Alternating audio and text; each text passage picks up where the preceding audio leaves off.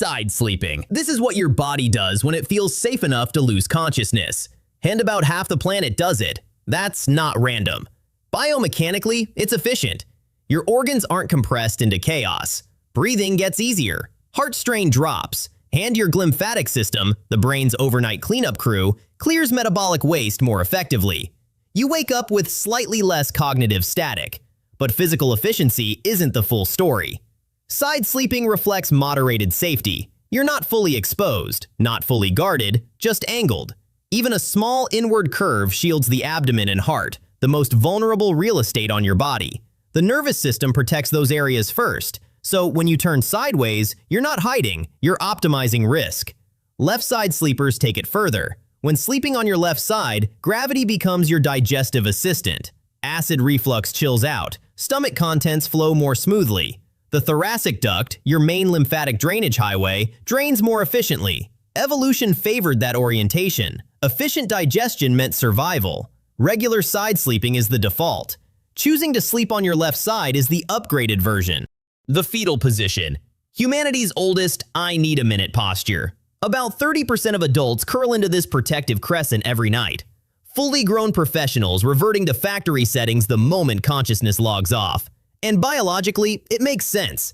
Curling the spine can reduce pressure on discs. The parasympathetic nervous system activates more easily. Heart rate slows. Cortisol drops. The body interprets the curl as containment. Psychologically, it runs deeper.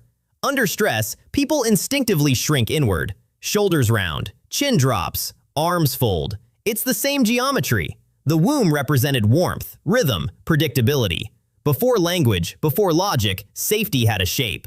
When overwhelmed or stressed out, the nervous system sometimes returns to that template. The body remembers. And if that feels uncomfortably accurate, good. Your nervous system has patterns. It's just been running them without your supervision. But overcurling compresses the diaphragm. Breathing becomes shallow. Hips and knees stack under pressure. Comfort can become constriction. The fetal position is protection and regulation. Just don't turn into a human croissant. Back sleeping.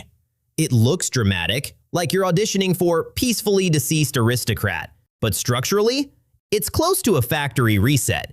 Spinal alignment improves, shoulders settle, hips rest neutrally. The glymphatic system works efficiently when the head is properly positioned. Cognitively, it's a solid upgrade. Psychologically, this is exposure, no guarding, no shielding.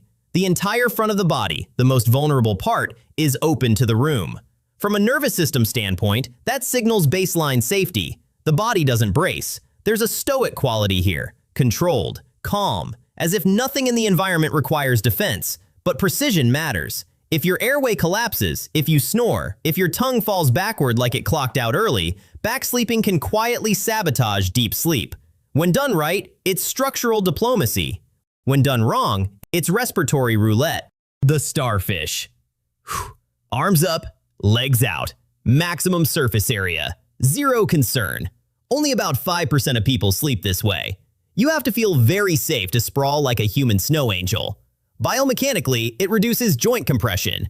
Your chest has room to expand. The spine can stay neutral. Fewer pressure points. Steadier breathing. Psychologically, this is expansion. No guarding, no containment. In posture research, expansive body positions correlate with reduced cortisol.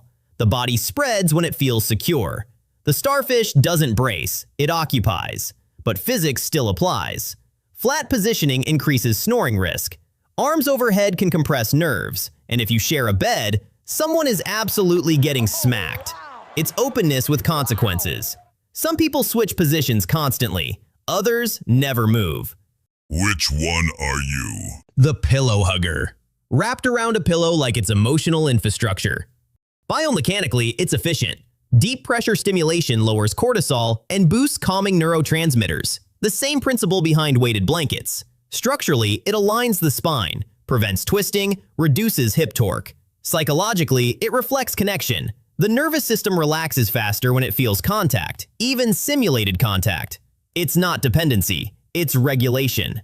The body rests best when it feels supported, even if the support is polyester. Up until now, most of these were optimization strategies. Safer, smarter, efficient. This next one, it's comfort with consequences. Stomach sleeping. The position that soothes the nervous system and annoys the spine. It can reduce snoring for some people.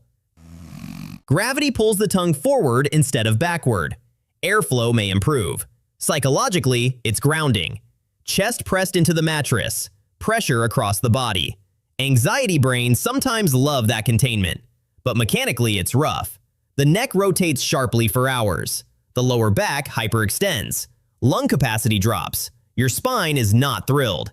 Evolution wasn't enthusiastic either. Very few primates sleep face down.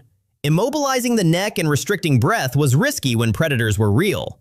And pressing one side of your face into a pillow nightly adds asymmetrical strain. It might feel safe, but your skeleton disagrees. The Weirdo. If other sleep positions are shapes, this one is a scribble. One leg bent, one leg straight, an arm under the pillow, the other flung somewhere experimental. Head facing one direction, body facing another. Biomechanically, it's questionable. But frequent movers during sleep aren't chaotic. They're responsive. They adapt. They shift with sleep cycles instead of locking into one posture. Psychologically, this is flexibility.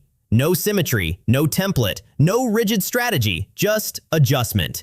If you sleep like this, nothing's wrong with you. Your nervous system just declares independence and refuses to be micromanaged. You don't choose how you sleep, your nervous system does. The real question is, what else is it choosing for you when you're not paying attention? Subscribe, we're decoding the rest.